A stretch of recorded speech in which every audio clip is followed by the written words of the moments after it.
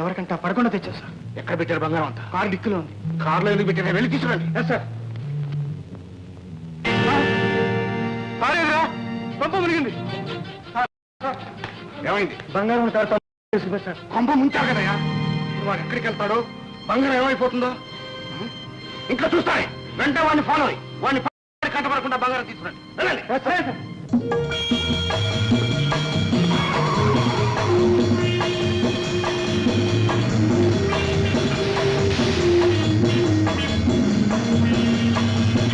మూర్తి, నేనే మూర్తిని. మన కారు వెంట ఎవరు పడుతున్నట్టున్నారు. హాయిగా అమ్మాయిలు అబ్బాయిలు వెళ్తుంటే ఎవరన్నా పడుతుంటారు వెంట. వాళ్ళు వాళ్ళు. సరే, మీరంతా జాగ్రత్తగా ఉండండి. వాళ్ళని పెట్రోల్ తాగించేస్తారు. తాగించు.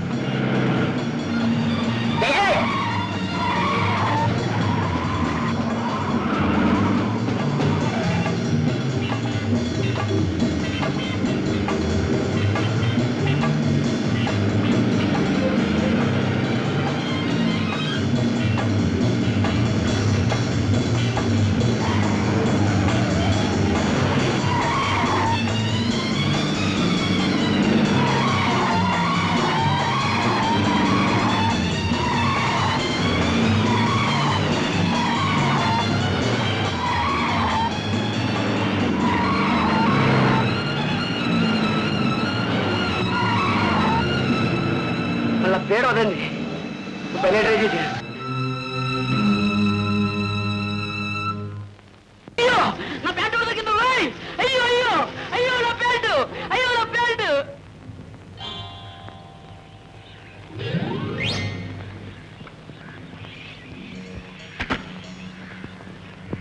ఏం కైలాసం, నీకేమన్నా?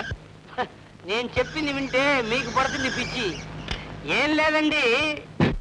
అబ్బా ఏంటి సార్ మీరు ముఖ్యమైన విషయం చెప్పాలని వస్తే ఇంత తేలిగ్గా తలుపు పూసి లోపలికి వచ్చి కూర్చున్నారే. సర్లే కూర్చోవయ్యా.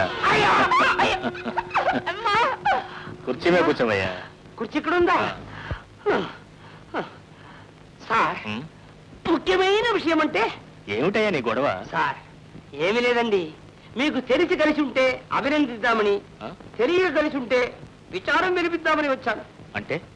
ఏమి లేదండి, మీ అబ్బాయి రవి రాఘవయ్య గారు అమ్మాయి అంటే మీ బాలగారమ్మాయి ఆ లతతో కలిసి ఒక ఆటలేనా పాటలేనా? అదే సార్ నేను ముందనుకున్నది. చెప్పు, ఈ కథంతా నీకు తెలియకుండా నడిచిందా?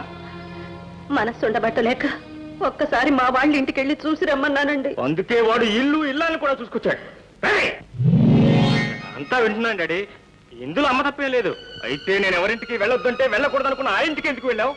ఆ అమ్మాయితో సరసాలు ఎందుకాడు? మీరు వద్దనుకుంటున్నారన్న సంగతి తెలియకముందే మా ఇద్దరు మనసులు కలిసాయి కనుక. పార్వతి, నువ్వు అనవసరంగా ఈ విషయంలో జోక్యం కల్పించుకోకు. నువ్వు ఇక్కడి నుంచి వెళ్ళి ప్లీజ్. రవి, వయసుతో పాటు మనసుకు స్వేచ్ఛ వస్తుందని, అది దాని ఇష్టం వచ్చినట్టు ప్రవర్తించడానికి ప్రయత్నిస్తుందని నాకు తెలుసు. కానీ బిడ్డ చుట్టూ కన్నవారి మమకారం కవచంలా కాచి ఉంటుందని, దాన్ని కాదని కన్ను మూసుకుని ప్రవర్తిస్తే బట్టలు విప్పి బజారు పడ్డ పిచ్చివారితో సమానం అవుతుందన్న జ్ఞానం కూడా ఉండాలి. అంత అజ్ఞానంగా నేను ఎప్పుడూ ప్రవర్తించలేటాడు. కాకపోతే నాకు అర్థం కానిదల్లా ఒకటి, తెంచుకోవాలనుకున్న తెగిపోయిన రక్త సంబంధాలను తెగిపోయినట్టు నీళ్లు ఎలా ఉండగలిగారు? అసలు ఎందుకు ఉండాల్సి వచ్చింది? అతికించడానికి వీలు లేని చితికిన మనసుల వల్ల. అదే ఎందుకు చితికాయి? ఎందుకు ఇన్నాళ్ళు మా అమ్మ పుట్టింటి ప్రేమకు నోచుకోలేక చిత్రహింసను అనిపిస్తోంది? మీ హింసతో పాటు మా ప్రేమకు ఎందుకు చితిపేట తెలుసుకున్నారు? రవి, ప్రేమంటే ఏమిటో తెలిసిన వాడెవడు మరొకరు ప్రేమకు చితిపెట్టాడు బాబు. కాకపోతే కన్న బిడ్డ కళ్ళదిటే చితిలో దూకుతూ ఉంటే తండ్రిగా సహించలేకపోయాను బాబు. మన రెండు కుటుంబాల మధ్య ఉన్న ఈ అగాధం కూడదు. ప్రేమ ఫలించదు బాబు. డాడీ, ఎందుకని? మీ మామయ్యకు మనసన్నది లేనందుకు మాకు జరిగిన పరాభవం మేము మరిచిపోలేను. ఏమిటి డాడీ ఆ పరాభవం? అమ్మనడిగినా చెప్పలేదు, కనీసం మీరని చెప్పి నా మనసులో ఉన్న అలజడి తగ్గించండి. డాడీ ప్లీజ్, అసలు ఏం జరిగిందో చెప్పండి. చెబుతాను బాబు. మీ మామయ్య నేను దూర బంధువులు. నేను LLB పాసే ఖాళీగా ఉన్న రోజులవి. మీ మామయ్య కోరిక ప్రకారం నేను మీ అమ్మకు ట్యూషన్ చెబుతుండేవాడిని. ఆ రోజుల్లోనే మా మనసులు కలిశాయి. పార్వతి, పెళ్ళంటూ ఈ జన్మలో చేసుకుంటే నిన్ను తప్ప మరెవరిని చేసుకోవాలని ప్రమాణం చేస్తున్నాను. కాకపోతే నాకు ఉద్యోగం దొరికి నా కాళ్ళమే నేను నిలబడే వరకు నాకు వ్యవధి కావాలి. మా అన్నయ్య నా మెడలోంచి ఎవరికో కట్టబెడతాడు. అసలు ఈ ఆలోచనలన్నీ దేనికి? ఒక్కసారి ధైర్యంగా వచ్చి మా అన్నయ్యని అడగకూడదు? నేనా? అవును, నిన్నే నమ్ముకొని నీకే మనసిచ్చిన నాకు నువ్వే ధైర్యం ఇవ్వలేకపోతే ఇక ఆడదాన్ని అన్నయ్య మాటకి ఎదురు చెప్పే సాహసం నాకెక్కడి నుంచి వస్తుంది చెప్పు. సరే పర్వాలేదు, రేపే మా అమ్మని తీసుకుని మీ ఇంటికి వస్తాను. మీ అన్నయ్యని అడుగుతాను. సంతోషంగా? తప్పకుండా వస్తావు కదా? వద్దన్న రాకుండా ఉండటానికి రావాలని ఎంత దూరం వచ్చాము. తప్పకుండా వస్తాను. ఎవరా నీకు ఇక్కడ బావా? ఉద్యోగం సద్యోగం లేకుండా పూట గతి లేక బికారిలాగా తిరుగుతున్న నిన్ను చూసి జారిపడి నా చెల్లెలకి ప్రైవేట్ చెప్పించి 4 రాళ్ళిచ్చి నిన్ను ఆదుకున్న పాపానికి నా చెల్లెల్ని నీ ఇంటి దాన్ని చేయమని అడగడానికి నీకు ఎన్ని గుండెలరా? ప్రేమించుకున్నాం కాబట్టి పెళ్లి చేయమని అడుగుతున్నాను. దానికి ప్రత్యేకించి గుండెలు ఎక్కర్లేదు రాఘవయ్య. ఇంకొకసారి ఆ మాట ఉంటే 4 చీరేస్తాను. మెడబట్టి బయటకు గంటించుకోకుండా మర్యాదగా ఇక్కడి నుంచి బయటకు వెళ్ళండి.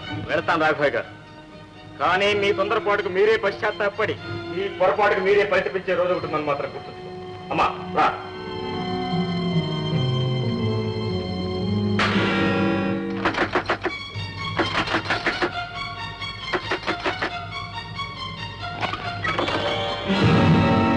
ఏమిటి ఈ వేళప్పుడు?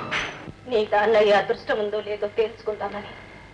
అది తేల్చవలసింది ఆస్తి అంతస్తు అంటూ చివరికి మన బంధుత్వాన్ని కూడా మర్చిపోయి మమ్మల్ని అవమానించిన మీ అన్నయ్య పార్వతి.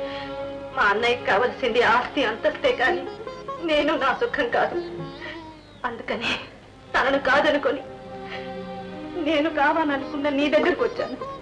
చెప్పు బాబా, నీకు కూడా నేను అక్కర్లేదనుకుంటే నాకు నేనే లేకుండా పోతాను. పార్వతి, అవేం మాటలమ్మా?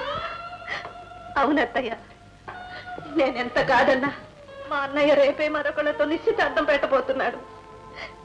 పెంచిన వాళ్ళకి ఎలాగో అక్కర్లేకుండా పోయాను, ప్రేమించిన వాళ్ళకు కూడా అక్కర్లేకుండా పోతాయి. అక్కర్లేకుండా ఎలా పోతావమ్మా? నువ్వు ప్రేమించినంతగా వాడు నిన్ను ప్రేమించలేదనుకుంటున్నావా? కాకపోతే వాడి కారణంగా మీ అన్నా చెల్లెళ్ళ మధ్య కలతలు కన్నీళ్లు ఉండకూడదని, మీ కుటుంబం అల్లరి పాలు కాకూడదనే వాడి ఆలోచన. అయినా పెళ్ళిళ్ళు దేవుడే చేస్తాడన్నట్టు ఇంతవరకు జరిగాక ఇంకా ఈ పెళ్లి ఎవరు ఆపు చేస్తారు? అవును బాబు, పెద్దవాళ్ల ఇష్ట ప్రకారం పెళ్లి జరగలేదన్న బాధ కంటే ప్రేమించిన ఒక ఆడదాన్ని ప్రాణాన్ని కాపాడి కష్టమో సుఖమో ఆమెతోని నీ జీవితాన్ని ముడిపెట్టుకో. ఆ పైన భగవంతుడున్నాడు. మాంగళ్యం తంతునానేన మమ జీవన హేతునా కంఠే పద్మామి శుభగే త్వం దేవ శరదాం శతౌ సర్వమంగళ మాంగళ్యే శివే సర్వార్థ సాధకే శరణ్యే త్రిదంబికే దేవే నారాయణి నమోస్తుతే. చెల్లమ్మ గుడికి వెళ్ళింది, వచ్చాక కార్యక్రమం ప్రారంభిద్దాం. అంత బాగా ఆగడం ఎందుకండి? ఈలోగా బోర్డు తతంగా ఉంది. ఇప్పుడు మొదలు పెడితే ఆవిడ వచ్చేసరికి అసలు విషయానికి రావచ్చు. అలాగే కాదు. ఏమిటి పార్వతి, పెళ్ళయ్యే వరకు ధైర్యంగా ఉండి ఆ తర్వాత నీరు గడిపోయే వాళ్ళు ఏమంటారు తెలుసా? లో పెరికి వాళ్ళు అంటారు. పెరిగితనం కాదండి, తల్లిదండ్రులు లేకపోయినా కనీసం ఉన్న ఒక్క అన్నయ్య వదిలిన దీవెళ్ళు కూడా నోచుకోలేకపోయాను. అదంతా నీ అమాయకత్వం పార్వతి. ఆ దేవుని ఆశీర్వాదంతో పాటు స్వర్గంలో ఉన్న మీ అమ్మా నాన్నగారుల ఆశీర్వాదం కూడా మనకు లభించాయి. ఇక మీ అన్నగారు అంటావా? మన ఇద్దరం కలిసి తిన్నగా మీ ఇంటికి వెళ్తే సరే. వద్దండి, ముందు నన్ను ఒక్కదాన్నే వెళ్ళనివ్వండి. ఇదేమిటి పార్వతి, పెళ్లి కాగానే ఎడబాట? ఎడబాటు కాదండి, సర్దుబాటు. ముందు నేను ఇంటికి వెళ్ళి మన పెళ్లి సంగతి చెప్పి ఆ తినే చివాట్లేవో నేను తిన్నాక మీరొద్దురు గాని. పార్వతి, ఇప్పటికే పిరికి వాళ్ళ ప్రవర్తించాను, ఇంకా నేను. క్షమించండి, ఈ ఒక్కసారికి నా మాట వినండి. ఇక జీవితాంతం నేను మీ మాట వింటాను. నేను వెళ్ళిన 1 గంట తర్వాత రండి. 1 గంట తర్వాత సరే, నీ ఇష్టం వచ్చినట్టు. కానీ 1 గంట కంటే ఎక్కువ ఉండలేదు. నేను మాత్రం ఉండగలనా?